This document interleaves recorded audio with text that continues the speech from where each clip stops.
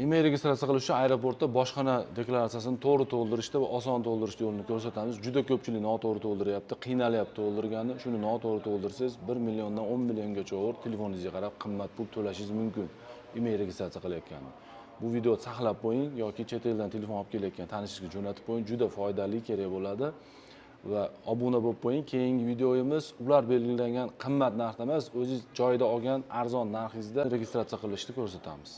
Kelayotgan davlatingiz, qayerdan kelyapsiz? Dubay, Qatar yoki Turkiya? Va qayerga kelyapsiz? Ya'ni bu O'zbekiston bo'ladi. Qaysi kuni keldingiz? Buni belgilaysiz. Ism, familiya, pastiga otchество. Keyin qayerda? O'zbekiston. Qayerda yashaysiz? Qayerda fuqaroligi? Yurilgan yil, oy va kun. Keyingisi pasport seriya raqami, qizil pasportingizniki. Erkak, ayollik belgilaysiz. Yoningizda farzandlar yo'q deb belgilaysiz. Bu yerga hammasiga yo'q deb chiqasiz. Bu telefonga aloqasi yo'q joy. Bu yerga imzo qo'yasiz. Keyingisi orqasida telefonni modelini, xotirasini gigabayt bilan yozasiz. Masalan, tagida telefonda ikkala emailni dona-donalab bexato yozish kerak. Miqdori 1 dona bo'lsa 1 dona, 2 dona bo'lsa dona. Bu yerda dona deb belgilanadi. Bu yerda qiymati bo'ldi, tayyor shu bilan.